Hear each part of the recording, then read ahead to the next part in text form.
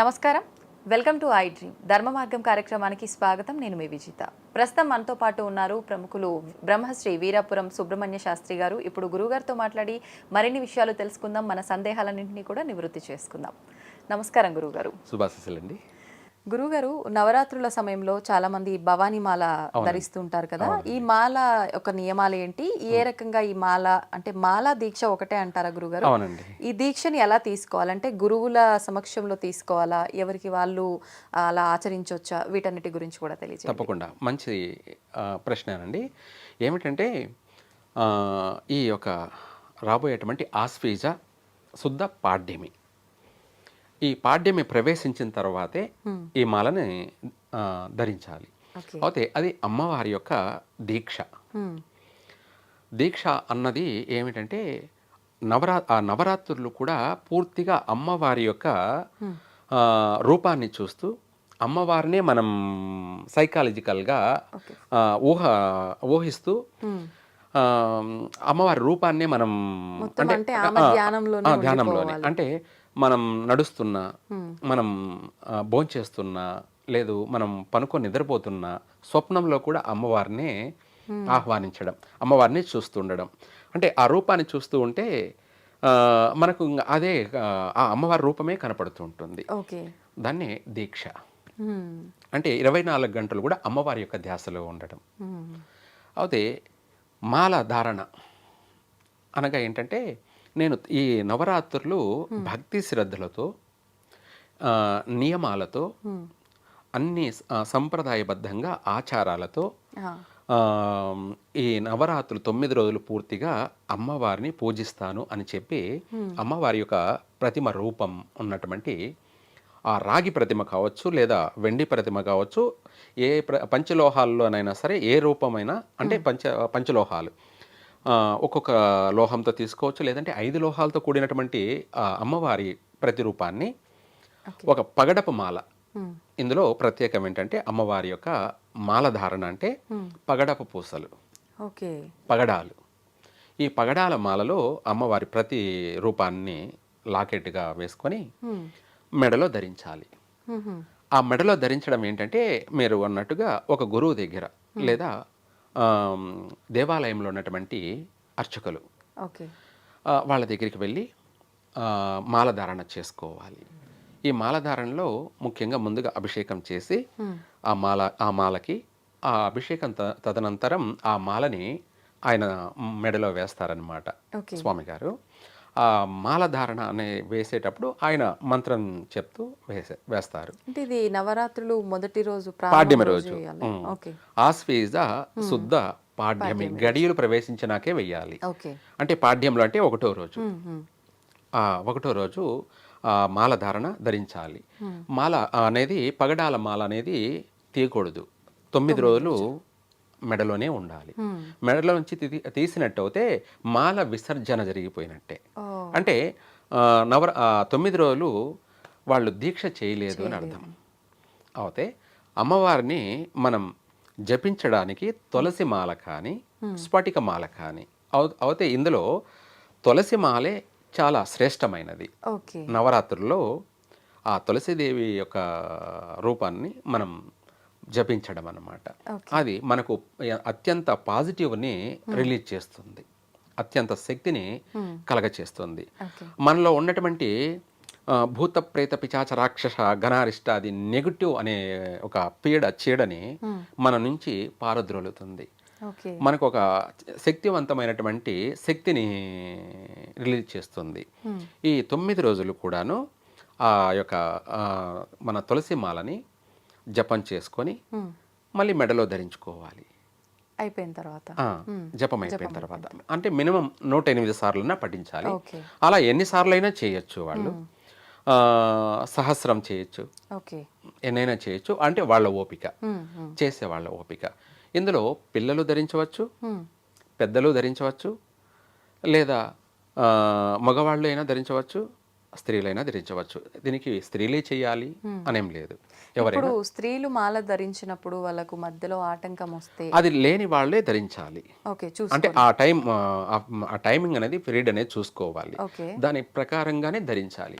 అందులో చెప్పాలి అంటే ఈ పీరియడ్ అనేది అది ఏదో దోషం ఏం లేదు.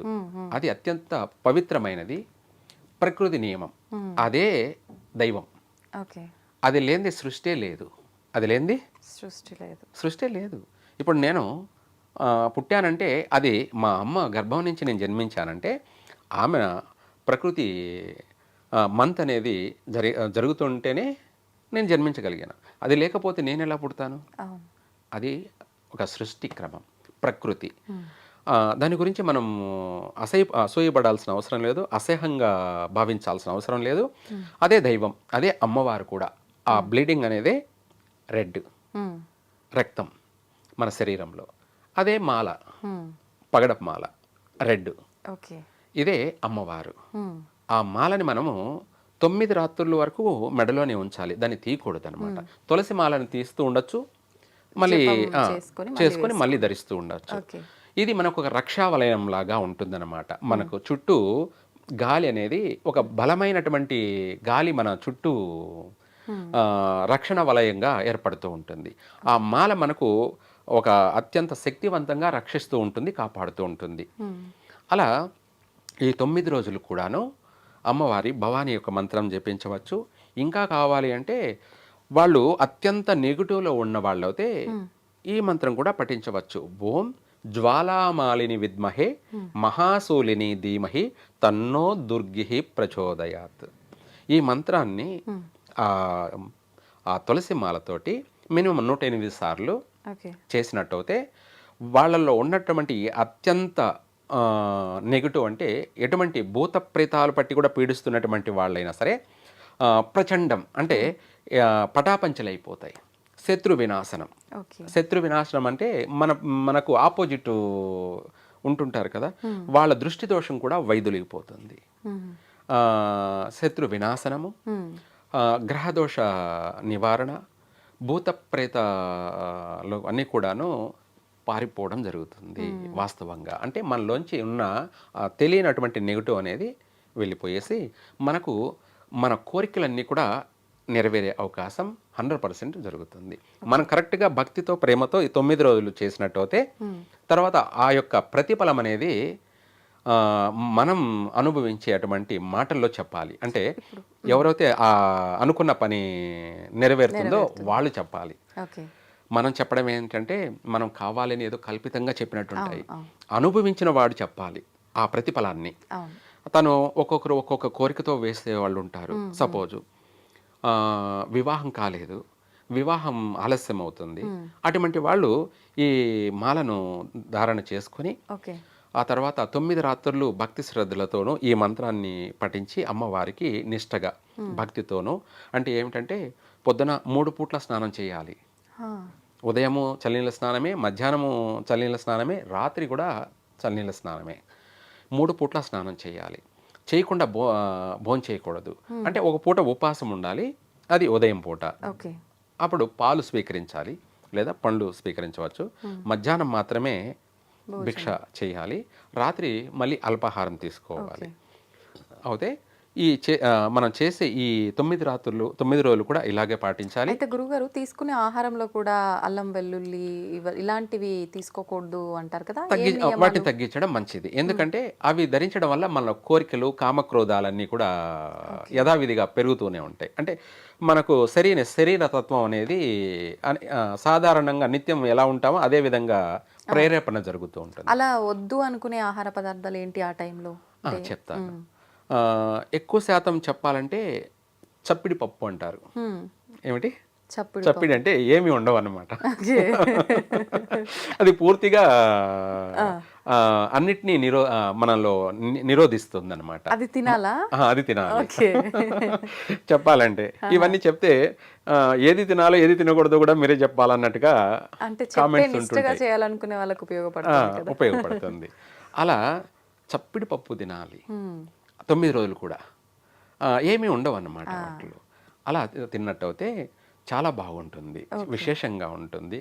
మనిషిలో జ్ఞానం పెరుగుతుంది, కోరికలు ఉండవు, మనిషికి శరీరం అనేది రకరకాలుగా మారిపోయే అవకాశం ఉంటుంది. అది కూడా నివారణ జరుగుతుంది, కంట్రోల్గా ఉంటుంది. దానికోసమే ఈ తినే పప్పు. తర్వాత వచ్చేసి నేల పనుకోవాలి, అంటే సాపేసుకొని ఏదైనా సాపేసుకొని పనుకోవాలి, మంచాల మీద పనుకోకూడదు. తర్వాత వచ్చేసి ఎవరిని కూడా మనం చెడుగా మాట్లాడకూడదు, దూషించకూడదు. కోపం వచ్చినా దాన్ని కంట్రోల్ చేసుకోవాలి. ఆవేశం ఒకరిని చూసి ఈర్ష్యపడకూడదు. ఆ 9 రోజులు కూడా ఎక్కువ శాతం ఎవరితో అంటే వాళ్ళతో మాట్లాడకపోవడం మంచిది, ఎవరితో అంటే వాళ్ళతో కలవడం కూడా ఉండకూడదు, బాగుంటుంది. ఎందుకంటే ఒక్కొక్క మనిషి నెగటివ్ మనిషితో మనం మాట్లాడుతుంటే అనుకోకుండా ఏదో ఒక మాట అనేస్తుంటాం. అందుకనేసి ఆ 9 రోజులు కూడా ఎటువంటి అందరికీ చాలా వీలైనంత వరకు దూరంగా ఉండడం మంచిది. పగటిపూట నిద్రించవచ్చు అంటారా గురుగారు? ఇలాంటి చెప్తాను. రాత్రి మనం నవరాత్రులు కాబట్టి రాత్రి అంతా కూడా జాగారంగా ఉన్నారు కాబట్టి పగటిపూట మధ్యాహ్నం సమయంలో నిద్రించవచ్చు. అంటే ఖచ్చితంగా జాగరణ ఉండాలా? పూజ చేసుకున్న తర్వాత నిద్రించవచ్చు అంటారా? మళ్ళీ మార్నింగ్ ఎవరికి వాళ్ళకి పనులు రాత్రులు జాగారం చేస్తేనే ప్రతిఫలం బాగుంటుంది. 9 రాత్రులు కూడా వాళ్ళు అమ్మవారి కోసం జాగరణ చేశారు కాబట్టి ఆ ప్రతిఫలం అనేది వేరే లెవెల్లో ఉంటుంది. పగటిపూట నిద్రించవచ్చు, అది కూడా మధ్యాహ్న సమయంలో. మళ్ళీ సాయంత్రం నిద్రించకూడదు, మళ్ళీ పొద్దున్నే నిద్రించకూడదు. వీళ్ళు తప్పకుండా సూర్యోదయం కాకముందే అంటే నిద్రించకూడదు అసలు. సూర్యోదయం సమయంలో అసలు పనుకోకూడదు కూడా. అంతేకాకుండా వీళ్ళు వీలైనంత వరకు ఎక్కువ శాతం ఆసనమే ఉండాలి. మనము కాలుపైన కాలేసుకొని కూర్చోవడాలు, కాళ్ళు ఊపడాలు ఇటువంటివి చేయకూడదు. పాదరక్షలు ధరించకూడదు. ఎక్కడ పడితే అక్కడ మన నోటి నుంచి ఉమ్ము వేయకూడదు. మనం కూడా ఎక్కడంటే అక్కడ నడవకూడదు, ఎందుకంటే పాదరక్షలు ఉండవు కాబట్టి. మనం ఎంగిళ్ళు ఉమ్ము తొక్కడం కానీ లేదంటే ఎక్కడైనా మూత్రం తొక్కడం కానీ ఇటువంటివన్నీ ఉండకూడదు. మళ్ళీ అవి చేసినట్టయితే మళ్ళీ స్నానం చేయాలి. ఇది వాస్తవమే. ఇలా మనము ప్రతిదీ పర్ఫెక్ట్గా ఆచరించినట్టయితే తప్పకుండా ఆ చేసిన దానికి పూజా ఫలం అంటాం. ఇప్పుడు ఇలా దీక్ష తీసుకునే వాళ్ళు ఇంట్లో కలశం కానీ అమ్మవారి ప్రతిమ కానీ పెట్టుకునే చేయాలి. ఉన్నవాళ్ళు అంటే సపోజ్ అందుబాటులో ఉన్నప్పుడు కలశాన్ని కూడా నవరాత్రులు 9 రాత్రులు కూడా అమ్మవారి కలశాన్ని జీవం ఉండేటువంటి కలశమే ఉండాలి. జీవం అంటే ఏమిటంటే చాలామంది ఎండిపోయినటువంటి కొబ్బరి కాయని పెడతారు, అది పెట్టకూడదు. మరి కొబ్బరి బోండం పెట్టాలా? కొబ్బరి బోండం అన్నా పెట్టాలి. ఆమె లక్ష్మీదేవి సాక్షాత్తు, అంటే పచ్చదనం ఉంటుంది కదా, అది శుభప్రదమైనటువంటిది. ఇంకా చెప్పాలంటే ఆమె ముత్తైదువు. ఎండిపోయిన కొబ్బరికాయ ముండమోపి తెలియాలి కదా అందరికీ. అంటే కానీ ప్రతి పూజల్లో వైదవ్యం అంటే భర్త చనిపోయినటువంటి స్త్రీ లాంటిదే ఎండిపోయిన కొబ్బరికాయ కలశం మీద పెట్టేది. కొబ్బరి బోండం పెట్టడం అంటే ఆమె నిండు మహాలక్ష్మి అని అర్థం, శుభప్రదమైనటువంటిది. ఎందుకంటే ఒక ఆకుపచ్చని గ్రెయిన్ మనం ప్రతిదానికి వాడేదే కదా, శుభకార్యానికి అన్నిటికీ కూడా గ్రెయిన్ వాడతాం కదా. అదేవిధంగా కొబ్బరి బోండం పెట్టడం అత్యంత శుభప్రదము. అంటే ఆ కలశానికి జీవం ఉంది అని అర్థం. అంటే సాక్షాత్ అమ్మవారి అక్కడ ఒక ఫల రూపంలో కొలువై ఉన్నారు అని వాస్తవం. ఇదే కాకుండా అరటి పువ్వును కూడా పెట్టవచ్చు, ఇంకా శుభప్రదమే. అరటి పువ్వు రేకులన్నీ కూడా ఒక కమలం పద్మంలాగా అద్భుతంగా అందంగా అలంకారంగా సాక్షాత్తు మహాలక్ష్మియే అక్కడ కొలువై ఉన్నట్టుగా అరటి పువ్వు దాని రేకులన్నీ విడదీసేసి కలశంలో పెట్టుకున్నట్టయితే ఇంకా సాక్షాత్తు వాళ్ళింట్లోనే లక్ష్మీదేవి ఉన్నట్టే. అయితే గురుగారు మీరేమో అంటే నేను ఇప్పటి వరకు చూసినంత వరకు కూడా ఎక్కడైనా కూడా పీచు తీసిన ఆ కొబ్బరికాయను పెట్టడమే చూశాను. ప్రతి ఒక్క పూజా కార్యక్రమం ఏది జరిపించాలన్నా పురోహితులు బ్రాహ్మణుల సమక్షంలోనే చేస్తుంటాము. వాళ్ళే కూర్చొని కలశము అలంకరణ అన్ని చేస్తుంటారు. మరి వాళ్ళందరూ తెలిసి చేస్తున్నారంటారా, తెలియక వాళ్ళందరికీ ఆచార సాంప్రదాయాలు ఏమి తెలియకుండానే చేస్తున్నారంటారా? వాస్తవంగా మంచి అడిగారండి. ఇది వాళ్ళు తెలిసి చేస్తున్నారా తెలియకుండా చేస్తున్నారా అన్నది పక్కన పెట్టేస్తే ప్రస్తుతం ఏంటంటే పూజ జరిగిపోవాలి, హ్మ్. ఏంటి టైం అనేది వాళ్ళ టైం అనేది సేవ్ కావాలి, ఓకే. ఏదో ఒకటి ఉన్నదాంతో చేసిపోవడం జరుగుతుంది. అయితే ముందుగానే ప్లాన్ ప్రకారంగా ఇవన్నీ కూడా వాళ్ళు తెలియచేయాలి.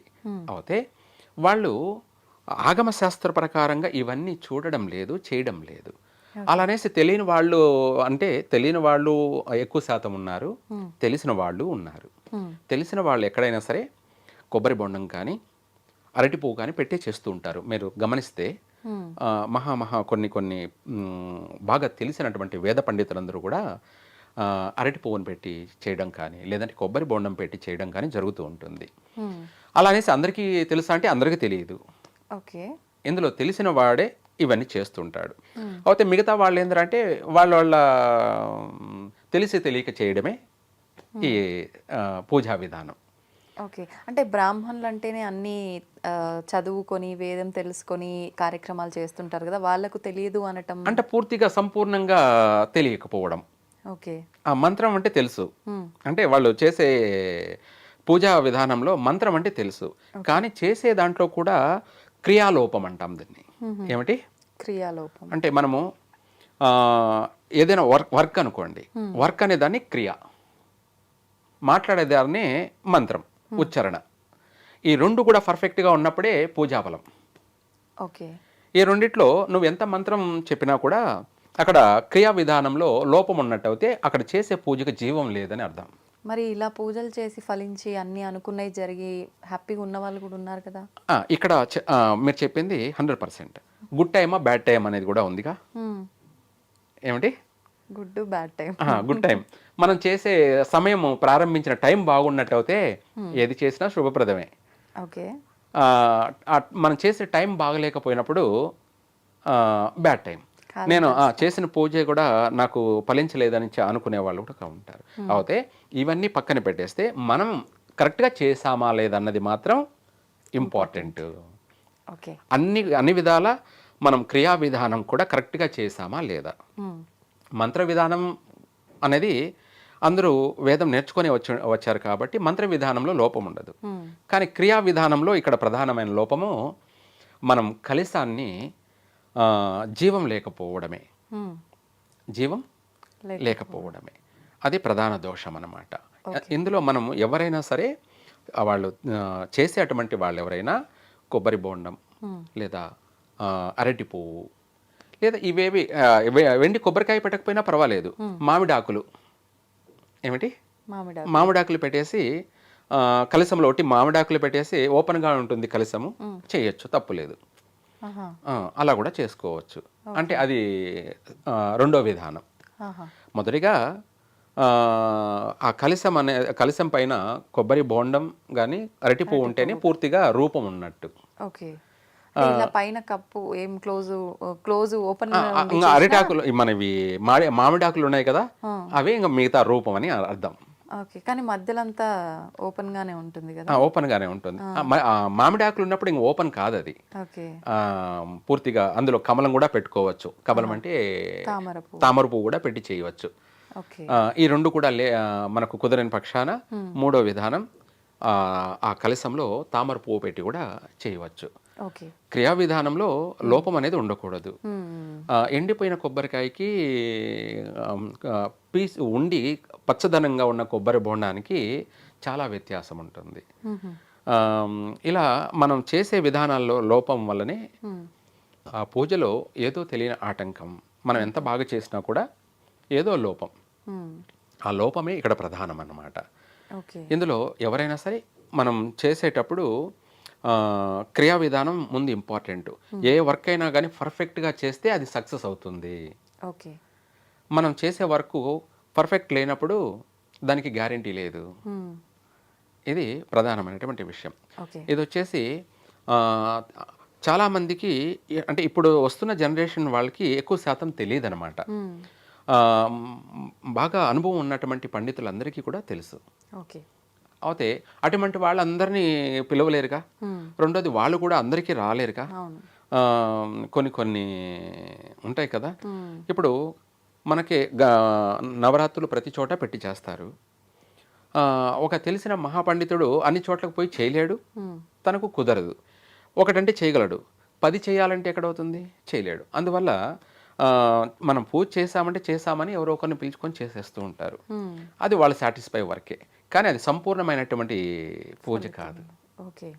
అయితే గురుగారు మళ్ళీ మాల విషయానికి వస్తే ఇప్పుడు మాల ధరించని వాళ్ళు కూడా వెయ్యని వాళ్ళు కూడా చాలా మంది ఆడవాళ్ళు ఒక 3 రోజులు అని చెప్పి ఎరుపు రంగు వస్త్రం ధరించి చెప్పులు లేకుండా అవును, అలా పూజ చేసుకుని తర్వాత నార్మల్ గా ఉంటారు 4వ రోజు. అలా చేయొచ్చు అంటారా? అది కరెక్ట్ కాదుగా. పూర్తిగా 9 రోజులు 9 రాత్రులు చేయాల్సిందే.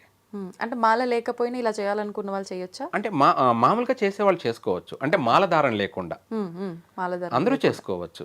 ఓకే. మాలధారణ అనేది ధరించిన వాళ్ళు ఇవన్నీ నియమాలు పాటించాలి. ఎక్కడ పడితే అక్కడ తినకూడదు, ఏవంటే అవి తినకూడదు. ఓకే. వాళ్ళు వచ్చేసి కంపల్సరిగా మన పూజ కూర్చునేటప్పుడు నీటిని స్వీకరించాలి. ఎందుకంటే ముందు గర్భాన్ని శుద్ధి చేసుకోవాలి. అంటే పైకి మాత్రం మనం బాహ్యం శుద్ధి అయింది, అంతర్భాగం గర్భం కూడా శుద్ధి కావాలి. పూజ వాళ్ళు మామూలుగా వాళ్ళకి తోచింది పూజ చేసేటప్పుడు ముందు నీటిని స్వీకరించాలి. అది మన గర్భాన్ని అంతా పోయి శుభ్రం చేస్తుంది. మనం పఠించే మంత్రం కూడా పవిత్రంగా శుభ్రంగా ఉచ్చారణ అనేది జరుగుతుంది. ఆ తర్వాత నువ్వు అష్టోత్తరం కానీ లేదా ఏది మీరు చేయగలిగితే తోచింది చేసినప్పుడు ఆ మంత్రానికి కూడా ఫలితం ఉంటుంది. అలా 9 రాత్రులు పూర్తి చేసుకొని ఆ తర్వాత ఈ మాలని మనం వీలైనంత వరకు విజయవాడ అమ్మవారి కనకదుర్గ అమ్మవారి దగ్గరికి వెళ్ళి అమ్మవారిని దర్శించుకొని మనం ఒక ముడి అని చెప్పేసి అమ్మవారికి చీర, 2 జాకెట్లు, పసుపు కుంకుమ అన్నీ కూడా పూర్తిగా ఆ ఎరుపు వస్త్రంలో మూటగట్టి ఒడిబియ్యం లాగా గాజులు, పూలు, బియ్యం కూడాను ఇవన్నీ కూడా పెట్టి మూట కట్టుకొని దాన్ని నెత్తిన పెట్టుకొని తీసుకెళ్ళి అమ్మవారికి సమర్పించేసి ఆ తర్వాత అక్కడ మన మాలని విసర్జన, అంటే మాలను తీయడం విసర్జన అక్కడే తీసేయచ్చు. తీసేసి ఆ మిగతా కొద్దిగా బియ్యాన్ని రిటర్న్ తీసుకొని మళ్ళీ తీసుకొచ్చి ఇంటికి వచ్చిన తర్వాత మనం ఇంట్లో కొబ్బరికాయ కొట్టుకొని ఆ బియ్యాన్ని ప్రసాదంగా చేసి ఇంట్లో మనం పెట్టుకున్న కలశం దగ్గర నైవేద్యం పెట్టేసి ఆ తర్వాత మనం అందరం స్వీకరించేసి మనం ఇంట్లో పెట్టుకున్న కలశాన్ని కదిలించేయడం. వెళ్ళి వచ్చిన తర్వాత మరి ఒకవేళ అక్కడికి వెళ్ళడం సాధ్యం కాదంటే ఇక్కడ ఆలయంలో కూడా తీసే అవకాశం కుదరని పక్షాన ఎక్కడైతే అమ్మవారు దేవాలయాలు ప్రతి చోట ఉంటాయి. అయితే అమ్మవారి ఈ అమ్మవారా అనేం లేదు, గ్రామ దేవత అంటే పోచమ్మ, ఎల్లమ్మ, మారమ్మ, అంకమ్మ, పోలేరమ్మ, గంగమ్మ, ఎక్కడ అమ్మవారున్నా అక్కడ మనం ఈ మాల విసర్జన చేసుకోవచ్చు. అంటే మనం అక్కడే వెళ్ళి మనం అమ్మవారికి సమర్పించి చీరసారి అన్ని కూడా సమర్పించేసి అక్కడే మనం దర్శనం చేసుకొని అక్కడే మాల విసర్జన కూడా చేసుకోవచ్చు. అంటే మనము విజయవాడకి పోలేని పక్షాన అక్కడే పోవాలనేం లేదు, ఎక్కడ వీలవుతే అందుబాటులో అమ్మవారి దేవాలయం దగ్గర ఇవన్నీ కూడా మనం చేసుకోవచ్చు.